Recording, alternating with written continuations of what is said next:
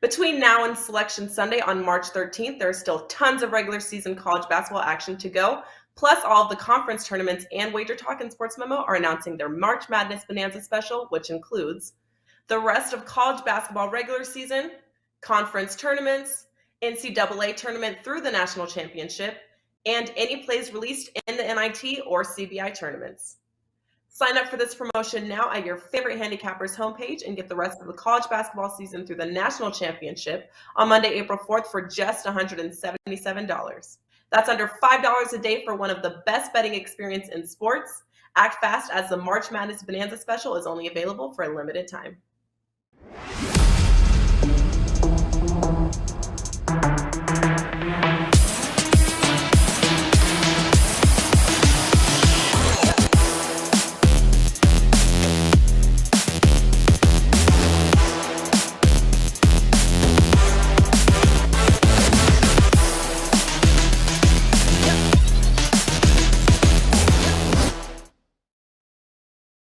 Hey guys, welcome in today. A very happy Thursday and welcome back as it's time to talk NBA action once again on this February the 24th. A nice little reprieve, but we are back in it tonight. 7 games on the card and much to discuss here. And of course, we welcome back 3 of the finest here, guys, as Ski Prophet in the house, Teddy Covers, and Mr. Rob Vino here to break down these games for you. Gentlemen, welcome back here. It's the association now that the trades are gone, new uniforms, who's playing, who's not playing. Some teams should be healthier than others. What do you got on a Thursday for us here, Ski, to welcome everyone back at WagerTalk.com? Well, I'll start by saying I have not made a play today just yet. If you've been around for a while, you guys know a lot of how I cap and how I bet is recent performance, and you don't have that after an all-star break. So I'm just, looking over the card, making sure I really like it before I put it in. But as far as my last 439 wagers in the NBA, I have won 252 of them. That's good for 57.4%. And I want to try to keep that going. So try to find those winners today. Feel like we've got to update the hell no list here at some point as well, now that we've had a little time apart here, Teddy. Not sure that all the same teams are on it, my man, but what do you got loaded for tonight here at WagerTalk and/or SportsMemo.com? At WagerTalk and SportsMemo.com, I got a 3-pack up and available for this evening. 2 plays in the college ranks, 1 in the NBA, Joe. So one of the games that we're going to discuss is on my card this evening. And of course, after the All-Star break, just a mere 4 months between now and the end of the NBA season. If the NBA Finals goes 7 games, June 19th will be our last one. So, yeah, just a quick little 4-month stretch run for the association right here. Plenty of shows over the next few months. Yeah, balls to the wall. That's how we do it. We want to thank baseball for cooperating, too, giving us those extra hours in the day to concentrate here, Rob Dino, as the NBA, it is back, and I know you're ready to go here tonight on the hardwood. What's going on at WagerTalk.com? Yeah, it's crazy. Just listening to what Teddy said, it's going to take 4 months for, the winning team, the championship team, to maybe play 45 games. So it takes 120 days to play 45 games to decide this whole thing. It's kind of crazy. There's only, 20 to 22 left in the regular season here for these teams. I am up and loaded in the NBA right now, Joe. A pair of best bets right now, WagerTalk.com. 4% best bets been very good to me. They are both up there. They are not involving any of the 3 games that we're going to talk about here on this show. So they are from a different ball game here tonight. But it's the start of a new stretch. Let's see what happens here. I think there's some signs. Certainly the lines are different than what we were used to when we started the season. My goodness. Huge favorites, huge totals. That's what we're dealing with. Yeah, and a little different here because we've had some lines up here now for a couple of days during the break. And, boy, some of them have moved. In fact, one of them moved so much, it is now our contrarian play of the day. No better place to start here, guys, than the Brooklyn Nets, who are now suddenly almost into double-digit territory. 9 is what they are getting here against the Boston Celtics here. I saw this 5 and 6, even 7, and boy, oh boy, the money just keeps rolling in for the Boston Celtics here. So, Ski, talk to me here, man. First day back, you willing to hop on board with those contrarian gods and take as many points as they're willing to give here in this game? Well, out of the whole slate, 2 games really jumped out at me from the start, and this was one of them. I get why it's so much love for Boston and why the line has moved. I mean, I think Boston, in my opinion, the last 2 to 3 weeks is playing the best basketball in the association. So you look at that, and then how many pieces, and they're healthy. I don't think there's one person on the injury report. You look at Brooklyn, they're missing a lot, if not all their key guys. So everybody's going to bet Boston. But at this point, at 9, once they traded James Harden, it was like all the bad energy was gone. Everybody loves each other. Everybody wants to play for each other. And, you hear Kyrie talking, saying, watch out for my squad coming out the All-Star break. I'm not sure if it starts tonight or in the near future, but I think if I have to pick one team to come with the effort tonight, it's going to be Brooklyn Nets. And if I'm not mistaken, too, last time these teams played, Boston won by like 30-something. So I'm sure the Nets remember that and want to give them a little payback. Yeah, that was right around at the trade deadline there. In fact, it was a lot of question marks, but once that came in and Harden went bye-bye, whoo, it's been an interesting go here for the Nets. And what do you think, Teddy? Has it risen to the point now where it's either Brooklyn or pass for you? Yeah, that was the game that Boston got out to the 28-2 lead. They had a 14-0 run, and the Nets scored a bucket, and they had another 14-0 run. And it was 28-2 midway through the first quarter, and the game was over. 126-91. It's a loss Brooklyn remembers. It's a loss they've been talking about. It's a Nets team that, okay, so maybe they're without their 5 best players. But in the association, you can win games without Durant and Irving and Joe Harris and the likes. It happens all the time. The opponent doesn't take them seriously. The opponent doesn't bring their A game. And look, considering how well Boston played going into the All-Star break, I'd be a little reluctant to lay this price here. I think the Nets are live. I'll take the contrarian side. It could be Brooklyn plus the 9. And there's no urgency. Might get 9.5. Who knows how high this will go now and tip off. I agree 100%. He's right there, Rob. I mean, Boston rather had that 9-game winning streak going right up until they played Detroit the last game before the break. And oops, but I guess it appears everyone thinks they're just going to pick right back up there. What do you think? Yeah, that Detroit game was the second of a back-to-back off a bigger game the night before. Boston really didn't come out to play. I think at that point they were running so hot. They may have thought we just take the floor and we win. They scrambled at the end. I think they lose that one, 112-111. Very, very close. I mean, there's reasons to look both ways here, right? I mean, the obvious reasons for the Celtics, I think Ski talked about their defense. Their defense has been amazing during this run. Al Horford got a couple of quotes about how they've committed to the during this run to the defensive side of the ball and how they've committed to playing a little bit faster on offense with more ball movement. I think their head coach has been begging for that ball movement all season long, finally getting it. Defensively, Boston in this month of February, 8 games played in the month of February. They've held 5 of the 8 opponents to 39% or less from the field. They've held 7 of those 8 to 43% or less. From the three-point arc, they've been really good. 6 of the 8 games, 30% or less. 6 of the 8 games, 102 total points or less. Hard to score on these guys right now. You guys talked about the 126-91 beating Boston put on them. I'll say this. One last thing about Boston, anti-Nets.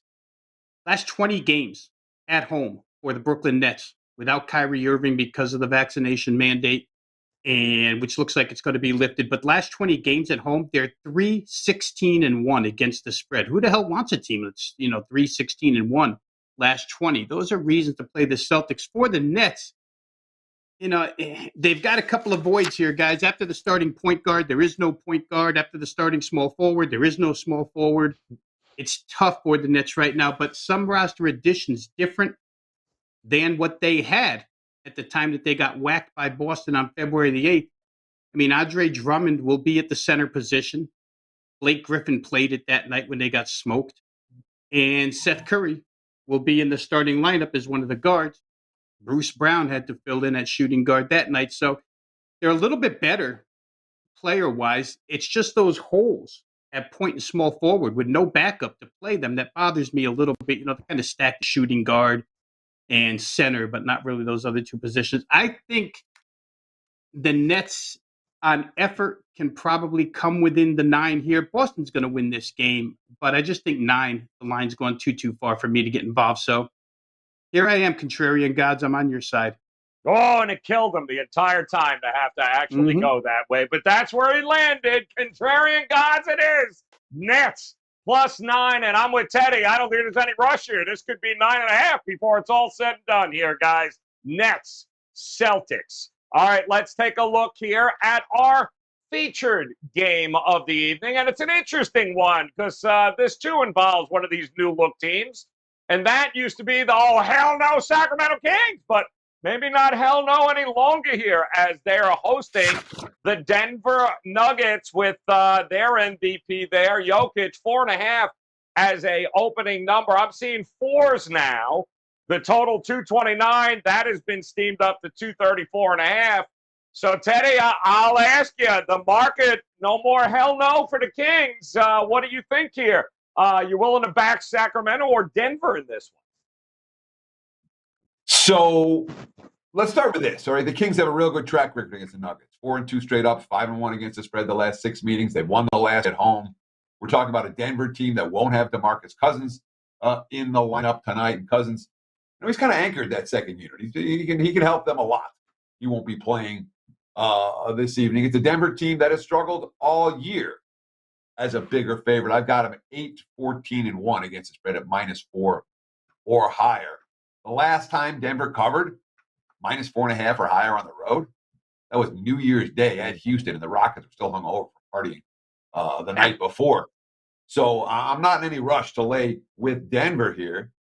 You look at the Sacramento side, and look, they're 3.5 games out of the 10 seed in the West, which is kind of where they usually are. But the quotes are, and the expectation in Sacramento is we're going to make a run at that last playoff spot. This is a team that has the longest postseason drought in the NBA. You read the quotes, you know, here's Sabonis, you know, Domantas Sabonis, who just arrived in Sacramento. Maybe he's throwing some shade at his teammates from Indiana, but he's saying, quote, everybody wants to share the ball. We're playing tough, playing aggressive. I'm really excited for the last 22 games we have. It's a great start to begin to build something special. We have a lot of talented vets, a lot of young guys that are just motivated to do the right things.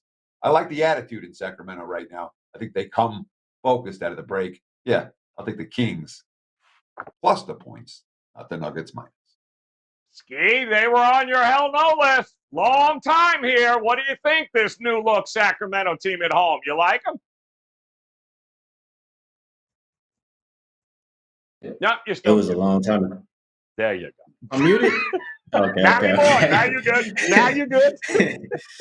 Yeah, it was a while ago. They did make the hell no list, but a little bit of a different team now. I like everything that Teddy was saying there as far as, you know, they're going to make a run. That's what they tell you by making that trade at the deadline. Like, they're not – they want to compete is what they're saying. So I like everything he's saying. And as far as Denver, they barely have a winning record on the road. On average, they win by 2 points per game. Just not a team that I want to expect to win by margin, and not a team that I trust to play for 48 minutes. So, you know, with the new life and the new roster for the Kings, I will be grabbing the points at the house. Love it. All right, now, Rob Vino, this may be the move up on the total, maybe the least surprising thing all day you've heard. I know I know you know where they're going here. So what do you think here? Are you looking total side? How do you approach it tonight? Yeah, they shot it all the way as high as 235 earlier in the day, Joe, and I think it came backwards a little bit, 234.5. I don't have it right up in front of me right now, but I think it's come back a little bit. But it was a big jump, right? I mean, 6-7 point jump in the total here. Didn't happen right out of the chute. I mean, really, here on the East Coast, it didn't happen till mid to late morning. when this total started to get hit. So I don't know exactly what they were looking at. There were really no injuries involved here. But I'll say this. They played once before. The game went 121, 111, or the last meeting that they had went 121, 111, 232 points. It's real hard for me, if I'm just speaking on the totals, from a totals perspective first, it's real hard for me to play anything where Alvin Gentry is involved in a head coaching situation to play under. Can't do it as long as the other team can score as well. Denver has scored well as of late, or at least they've shot well. Last 7 games, 47% or better from the field. For Sacramento, even better shooting, right? 5 of their last 7, they're over 50% from the field. What Teddy said, I've read the same exact things about Sacramento. They want to make a run. Now, just looking at where they are in the standings, you'd have to cross San Antonio, New Orleans, Portland in order to get into one of those positions. It's not out of the question. And I think when you bring guys in like Dante DiVincenzo, who has a little bit of championship background to him, and is Sabonis and Holiday, guys that will work a little bit harder. I think that, the Halliburton trade had people throw their arms up in the air at first, but maybe not the case here. I like their depth. But that being said, I like everything about Denver offensively as well. Power rating showed me in this game, at least ones that I keep, that Denver should probably be a 1.5 point favorite. Instead, they're 4.5. So I think there's value in Sacramento. And I also think there's probably still a slim amount of value in this total. Denver's pace is always what will come into question here, right? Because there's not the quickest team going. I know Ski had some numbers on Denver first half totals, but that first half total, I think, is over 120. So it's hard to get there. I think in the long run, I'd probably land with Sacramento plus the 4.5 is the best play in this game. All right, loving it. Look, it should be a fun one here tonight here, guys. Sacramento taking on the Denver Nuggets. Now we'll move on, of course, to a game that, speaking of totals, there's a lot of points. And I guess there should be a lot of points between the Atlanta Hawks and the Chicago Bulls here. Our overtime matchup. 234.5 as an open. Yeah, that didn't last long. 240.5 now, and I don't even know that that's enough, Ski. So what do you think here? Bulls, Hawks, and I believe Zach LaVine is back here. So is it over or not for you, even at 240.5? Yeah, I'm not really looking to play unders. I think the defenders are out for the Bulls. Lonzo, Russo, until any of those guys come back, I don't know. I just don't see any defense being played on that Chicago side. And Atlanta, they haven't really been that great defensively either. I know Collins is game time. I was talking some numbers with Ronald Ucapper earlier, and I think I heard him mention that their offense gets a little bit better with him out, defense goes down. So I would expect nothing but points in this game. There's no way I'm betting an under here. No way is he going under with it. How about it, Teddy? Over or not for you in this one? Yeah. So I'm going to switch on here. I'm not getting over the total on this. Look, the first 2 meetings between these two teams this year, 248 and 248. All right. So the pace was there, but it was as much about offensive execution that I'm not convinced we're going to see the second time around. Chicago shot lights out in both those games, 52 for 84 in one, 51 for 94 in the other.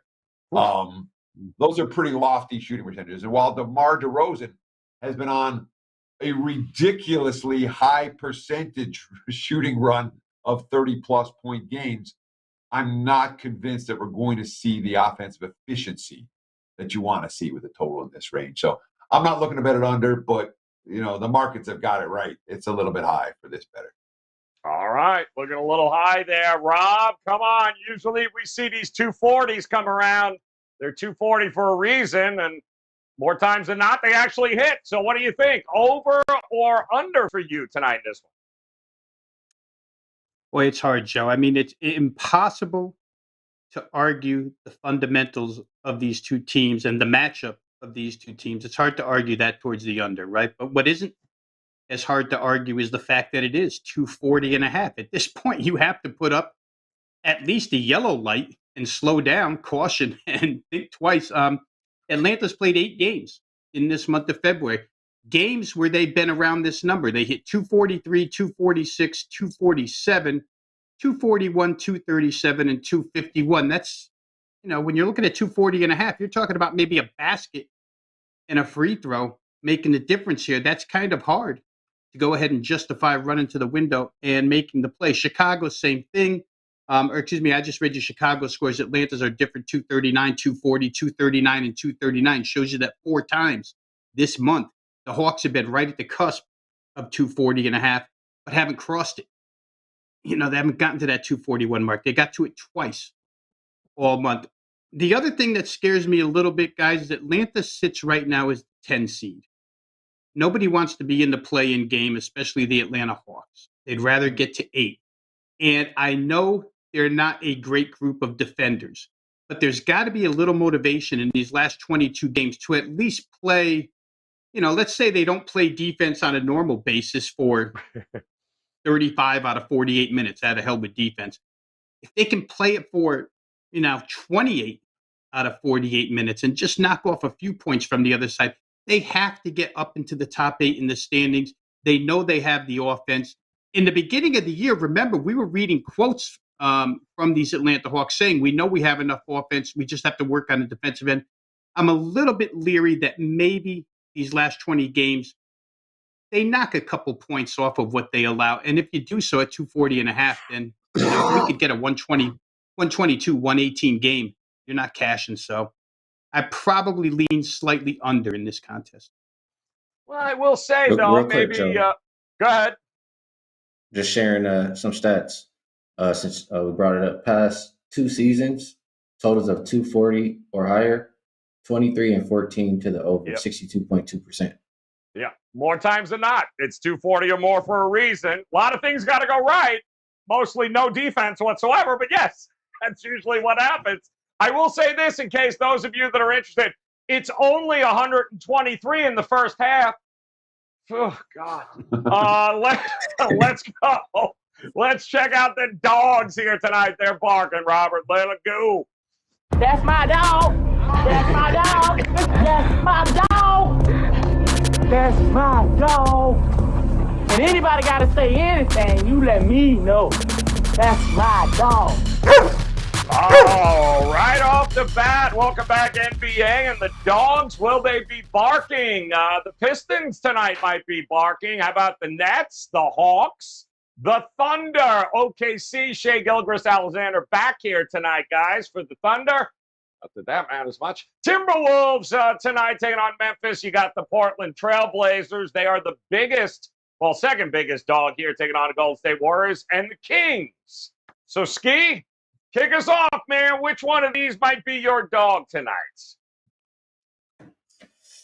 My dog, I said before, I like what Teddy was saying on the other game. I like what Rob was saying on that game. And he's kind of like going towards the Atlanta side. I agree. They got to make a run. And, I like their live win total over. It's 41 and a half. They have the 5th easiest schedule. I think it could start right here tonight. We saw it last year. They made a big run to end the year, went into the playoffs on fire. I can see that kind of thing happening again. So I like the Hawks. It's my dog of the day. All right, banging out the Hawks here. Atlanta. Teddy, come on. Give us one of these dogs here tonight. Who are you looking at? Well, let's stay out here on the West Coast and talk about a game that we broke down a little bit earlier on the show. That would be Sacramento and Denver. I'm going to take a look at the Kings plus the points against a Nuggets team that's been a lousy favorite, that hasn't been winning by margin on the road, and that isn't 100% healthy right here. Davion Mitchell has now been upgraded to probable for Sac, though. That's why we've seen a little bit of Kings money. And frankly, he matters now. Yeah, I think the Kings are alive. I think there could be money to be made with Sacramento in the weeks to come. We'll take a shot with them tonight, plus the 4 against the Nuggets. Love it. Jamal Murray, Michael Porter Jr., guys, any week now could be back, and that's probably a different discussion for Denver then. But tonight, Kings. That's Teddy's dog. How about it, Rob? What do you think? Which one of these are you willing to lean towards here tonight, make your dog? And just to your point, Joe, I searched for it. I searched for it, and I found as high as 19-1 for the Denver Nuggets to come out of the West. Mostly 14s. I found a stray 19. There's no guarantee that Murray and Porter, I think it's more likely for Porter. There's no guarantee that once they're both cleared, that they actually play in games, but Mike Malone's telling you they're going to play. So that could totally reshape the West. Listen, I have 2 dogs written down here, and both of these guys used each one of them. Nice. So I side with both of them. I will, for just my part in this, I will just side a little stronger with Sacramento here. I think Sacramento at home, a team, first game out on their own home floor with an ambition, with a goal, against a team that doesn't really play great defense. It's probably going to be somewhat of a shootout. And I think the Kings are capable of staying within that 4-point price, 4.5-point price, whatever it is right now. So I'm going to say the Kings, but I really do think the Hawks will show up to play tonight as well, for a lot of the reasons that Ski and I both mentioned. All right, good stuff there, guys. There's your dogs across the board. 7 games in total, 7 dogs. I'll let you guys get away with the fact that you've, between 3, I got 2 of the same dogs. But that's a different story. Let's get best bet time as we get...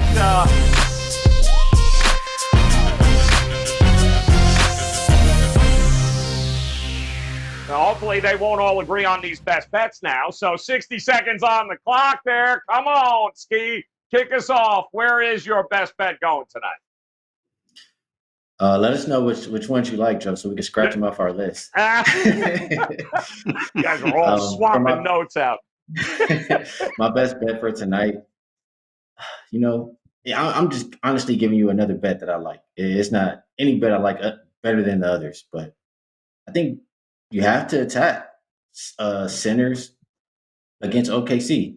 Looking at DeAndre Ayton, he's gone over his prop of 10.5 rebounds. I think 9 of his 12 games versus bottom 10 rebounding defenses. And OKC is allowing the most rebounds in the league. Like if you look at the centers they just have played, they've allowed like 15, 17. It's ridiculous. So I like Ayton, as long as it's not a blowout and he doesn't sit the entire second half, to get over 10.5 rebounds tonight. All right.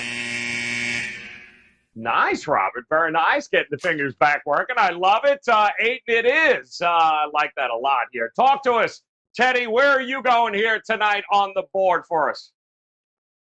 I think this is the most that Ski and I have ever agreed on a show. It's not necessarily I'm trying to find something I disagree with him. I did nothing. And so maybe that's a good sign for me. But I'm going to stay in Oklahoma City and talk about the Suns and the Thunder. And look, no Chris Paul, no campaign for Phoenix. What does that mean? That means a lot more Elfrid Payton. And if you've watched Elfrid Payton in his NBA career, you ain't playing overs with Elfrid Payton on the floor. He's not a guy that pushes pace. He's not a guy that runs the offense particularly well. Here's an OKC team that's getting Gilgeous-Alexander back in the lineup tonight. That doesn't mean that everything's going to flow efficiently from the minute he's on the court. We always see it when the star comes back. The team looks a little bit out of sync, often offensively. And no Dort and no Williams and no Jerome and no Muscala. It's not like OKC even has a complement of offensive players. Give me the under. Suns and the Thunder. Boom! There you go, under. Teddy, maybe this will work. Ski likes the Lakers to win the championship. Do you agree with that as well? 100%. I'm pretty sure it's a lock. Oh, all right, this is out of control. Teddy's agreeing with everything. I can't. Talk to me here, Rob Bino. 60 seconds, man. Where are you going tonight? I'm going to go and play a first half here, Joe. First half, Golden State -5.5 against Portland. Listen, one injury that does mean something here is this Yusef Nurkic injury. It's been a 3-man, and I get the Portland all kumbaya. They've gotten along really well. They played good leading into the break. But now all of a sudden, one of the 3 pieces that was scoring all your points is out of there. And certainly it's a benefit to Golden State, who has been run over by good centers during this recent skid, at least defensively. And when asked about it, Steve Kerr said, I don't think it's a matter of us not having good enough pivot play, post play defensively. It's a matter of us finding our collective defensive will. I think that shows up here. You start looking at the Portland depth chart and you tell me who's going to be on the floor in the second quarter. I'm not sure. but it's a misfit band of guys for sure. And I've even read an article where there's perhaps the thought of tanking now that Nurkic is down for 4 weeks. Give me Golden State first half -5.5. Come out firing. Love it. All right, Golden State. All right, I got to tell you this here, guys, because I came across it earlier and I thought it was a perfect shits and giggles tonight. Are you ready? The shits and giggles parlay, Steve. It just so happens tonight, guys, in college hoops and the NBA, we have a team from Cleveland playing a team from Detroit. So how about it? Give me the 2 Detroit underdogs here tonight for a shits and giggles parlay. Cleveland State taking on Detroit. And, of course, the Cavs also taking on the Pistons here tonight. So it should be an interesting matchup, shall we say. And a recap here, guys, one quick. We've got Ski liking the Hawks, which pretty much everyone else agreed. But DeAndre Ayton over 10.5 points for his best bet here, though. The Hawks got to get it going, his dog. We do have the Kings, by the way. Also, Sacramento for Teddy's dog. His best bet, though, Suns Thunder under that 219.5. And Rob, he too likes them Sacramento Kings against Denver tonight. The Warriors. How about that? First half, laying 5.5 against Portland, while our contrarian gods are saying 9's too many. Take the 9 points against those Boston Celtics. And, guys, you heard them tell you best bets locked and loaded. WagerTalk.com. Ski, I can assure you he'll have something up there before tip-off here time tonight. But Teddy, he's locked and loaded with a 3-pack, as is Rob, his best bets. Ready to go tonight, guys. You can visit Ski and Rob at WagerTalk.com, as well as Teddy. And don't forget, of course, SportsMemo.com. You can grab Teddy's plays there also. Hit that bell in the upper right-hand corner, guys. We are back, the association, for a stretch run here right into the playoffs. We'll be back again tomorrow. Hit that bell in the upper right-hand corner. We'll get you ready for a loaded card in the association beginning tomorrow right through the weekend. We'll do it. So on behalf of Ski, Rob Vino, and Teddy Covers, guys, best of luck with the plays tonight. We'll talk to you again tomorrow. Deja vu? It may seem like it since we've made the same announcement 3 times in the last 3 months, with this being number 4, but we are lowering our prices again. First, our 30-day all-access went from $349 to $299. Next, the 7-day all-access pass went from $119 to just $99. And just a few weeks ago, despite our popular 3-day all-access pass, it went down to $59 from $69. Next up is the 90-day all-access pass, which is now officially dropped down to $749 from being $849, giving you 90 days of selections from your favorite handicapper for under $6 per week. Remember, purchased wager bucks can now be used the same as cash, including on our new lowered price, $3, $7, $30, and 90-day all-access packages, allowing you to save every day on every pick you buy.